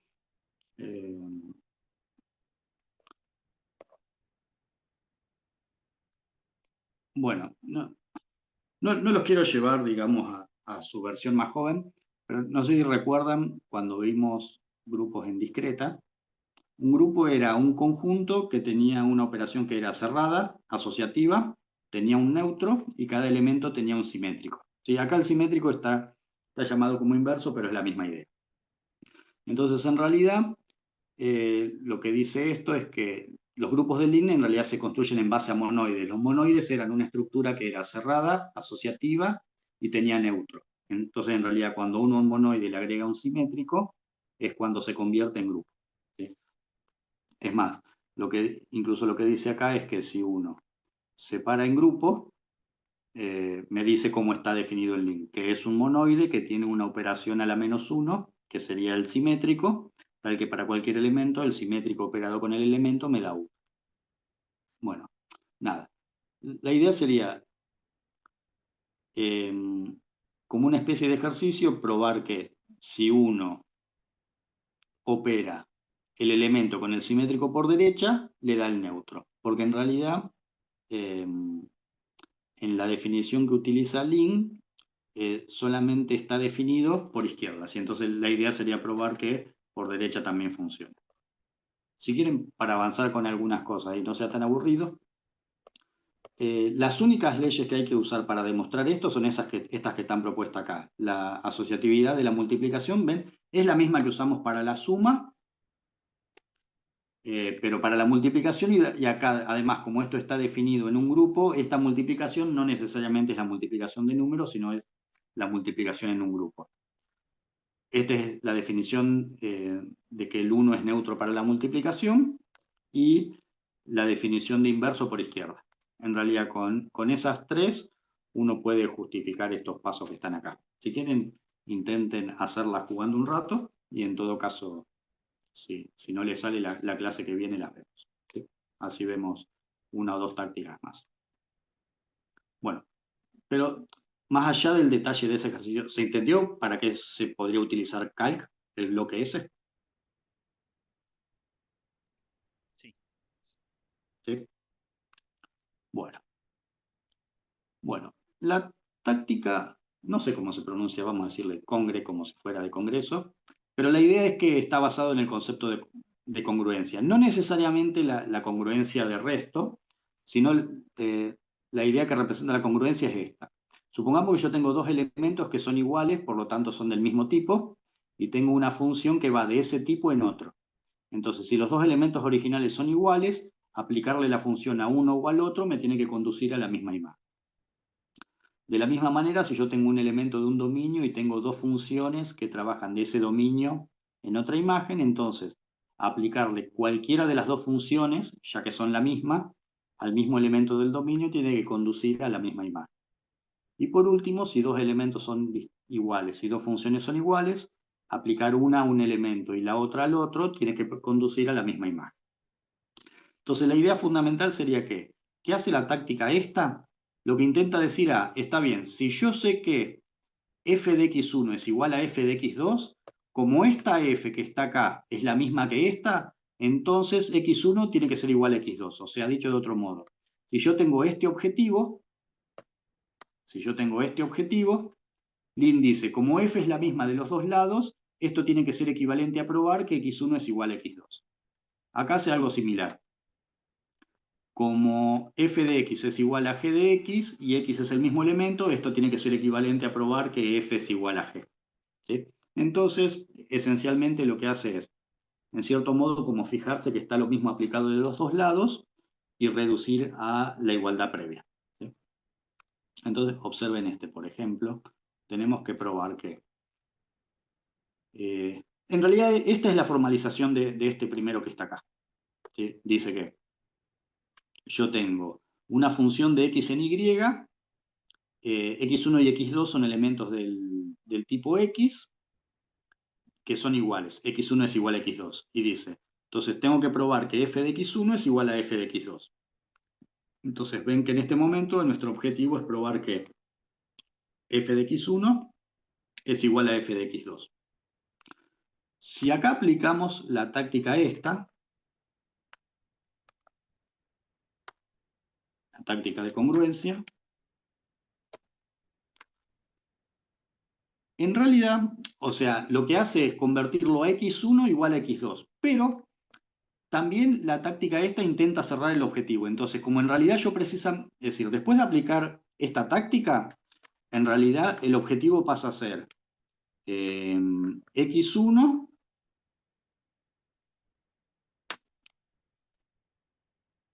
igual a x2. Pero, como eso ya está en mi contexto, la táctica congruencia se fija si lo puede cerrar automáticamente. ¿Sí? Entonces, por eso es como que después de poner el nombre de la táctica ya me lo cerró automáticamente. ¿Sí? ¿Se entendió la idea de qué es lo que hace esta táctica?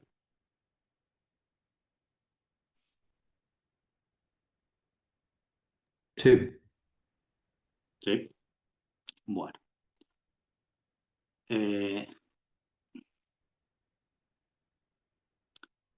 Observen, en este caso tenemos que probar que G compuesta con f de x es lo mismo que G compuesta con f de x', pero fíjense que acá no sabemos que x es igual a x'. Entonces, cuando aplicamos la técnica, o sea, hasta acá tenemos esto, es lo que tenemos que probar en nuestro objetivo.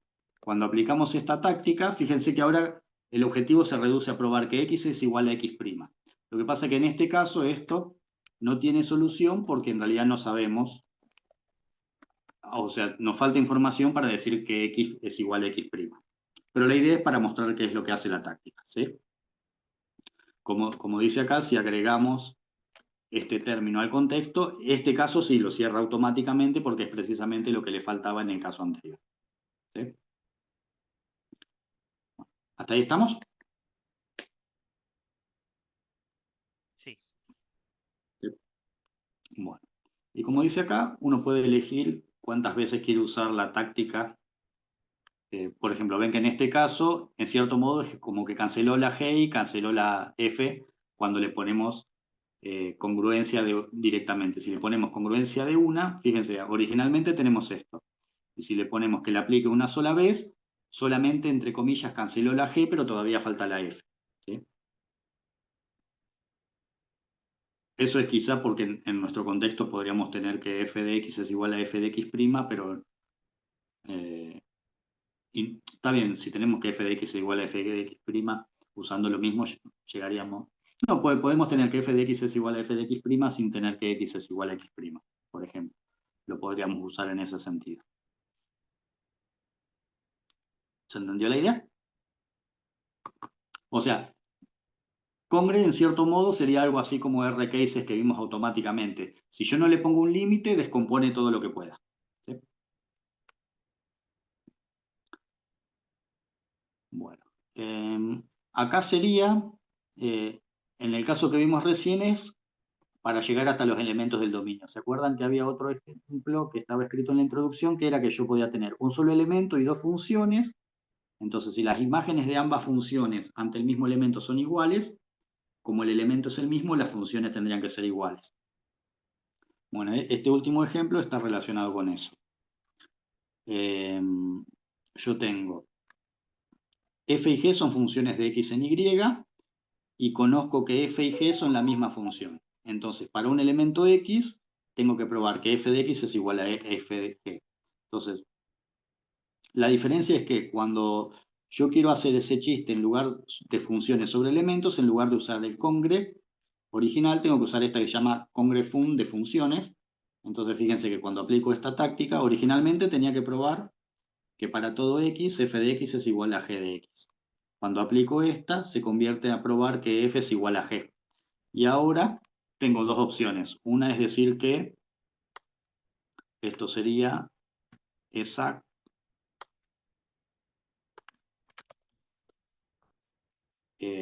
f-q-g.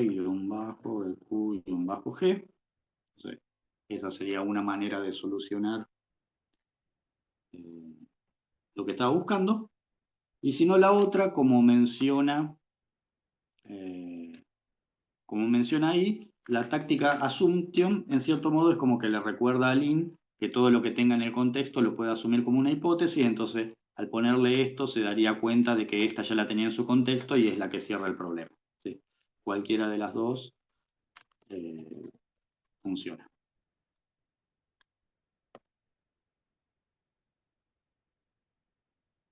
Vamos a ver.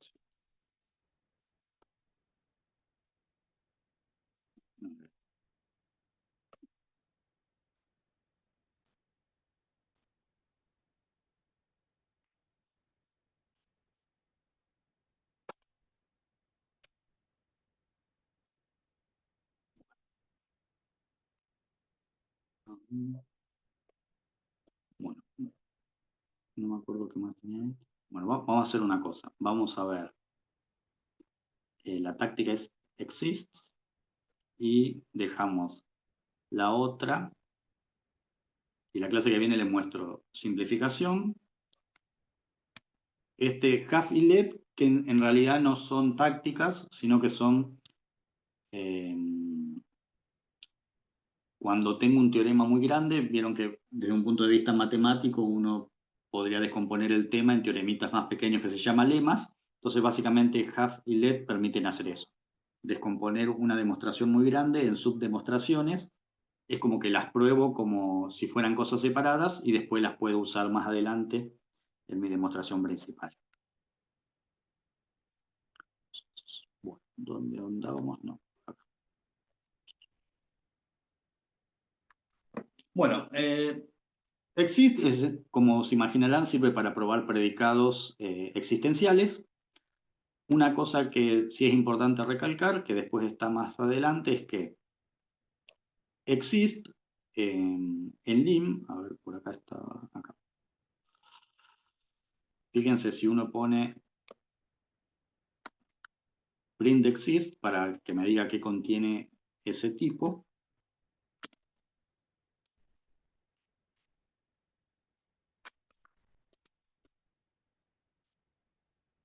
me muestra, me dice que copié una parte solamente.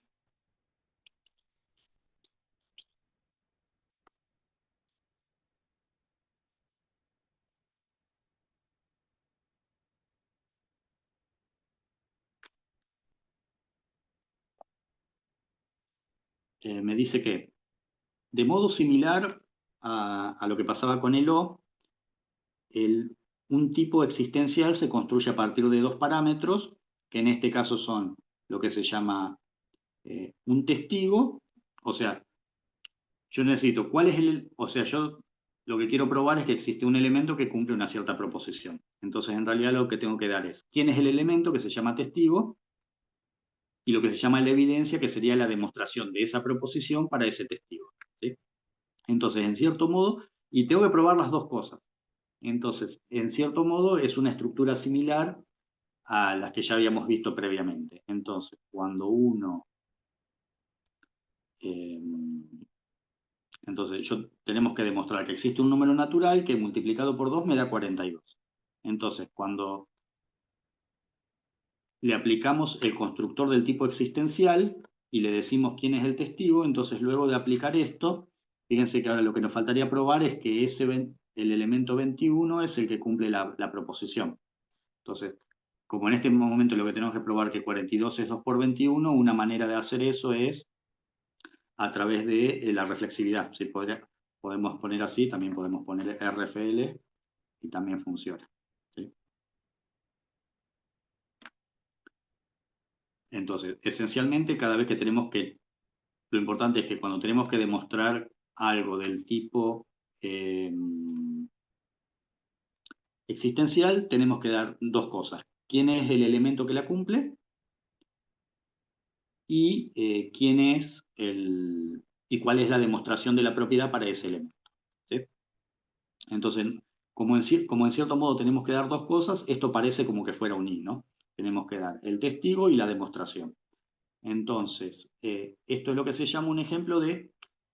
El I común es simplemente un tipo producto, un par. Este se llama par dependiente porque el predicado este depende del elemento del dominio del testigo. ¿Sí?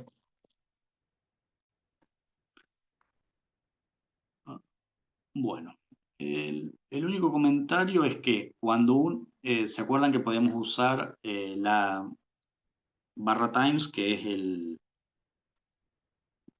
símbolo del producto para construir un par ordenado? Por una cuestión de sintaxis, cuando el par que uno quiere construir es dependiente, además de poner la X, tiene que poner una comilla. ¿Sí? Eso es si uno lo quiere construir tipo término. Y una versión rápida de lo que hicimos más arriba es directamente usar esta táctica que se llama exist, que lo que hace es, cuando yo le paso quién es el testigo, no solamente le estoy pasando el testigo, como había hecho en este caso, sino que automáticamente intenta hacer esto, intenta cerrar el objetivo. Entonces, fíjense que acá le decimos que el testigo es el 21. Acá le decimos que el testigo es el 21 y lo cierra automáticamente. Entonces, esa sería básicamente lo que hace. Si yo tengo una proposición de tipo existencial y le digo exists, exist con minúscula, y le paso un término, le estoy diciendo que ese es el testigo y que intente cerrarlo automáticamente a partir de ese testigo. ¿Sí? Bueno, ¿se entendió la idea? Sí. Bueno, muy bien. Bueno, yo diría para que, como vimos mucha información, que dejemos hasta acá. Luego la clase que viene les muestro esta táctica SIM, que es muy importante, que es de simplificación. Después, en realidad, yo había preparado un archivo más que se llamaban tácticas avanzadas, pero que me parece que va a quedar, si no muy demasiado cargada la unidad. Se los voy a pasar igual para que les quede completo, pero de ese solamente les voy a mostrar usos más grandes de la técnica de inducción. Entonces vamos a ver esto, simplificación, inducción, el uso de lemas, y después vemos algunos ejercicios más generales, más similares, digamos, a lo, llamémosle, de teoremas que hemos acostumbrado a ver durante nuestra carrera, y como para cerrar este tema. Igualmente, gracias al uso de las tácticas, incluso si bien uno puede tener varios sublemas, en general las demostraciones de teoremas o sublemas no tienen una longitud demasiado importante, son siempre un número relativamente pequeño de tácticas, lo que pasa es que muchas veces está medio oculto cómo hay que utilizarlas. Bueno, muy bien. ¿Quieren hacerme alguna pregunta de esto que estuvimos viendo hoy? ¿Algo en general que hasta ahora no esté claro del IM?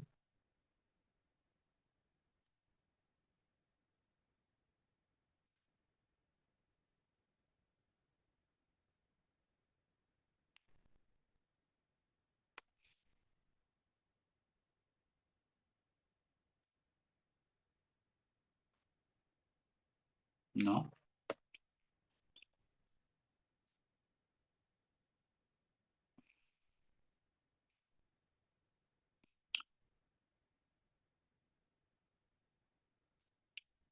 Obviamente no, igual vimos mucha información y el tema es que, nada, para que uno se vaya acostumbrando,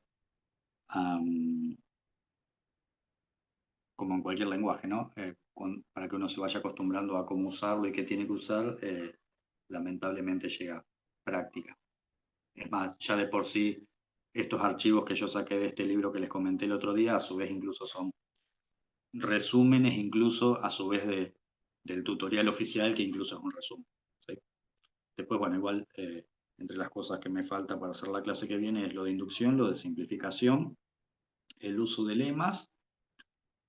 Y les quería mostrar estas herramientas. Existen un par de herramientas, llamémosle inteligentes, como para buscar en las librerías cosas que ya existen, ¿sí? Como, al menos para que tengan un pantallazo inicial de cómo funciona el INE. Bueno, muy bien. ¿Alguna pregunta, algún comentario que me quieran hacer? Bueno, yo mientras voy cerrando la grabación.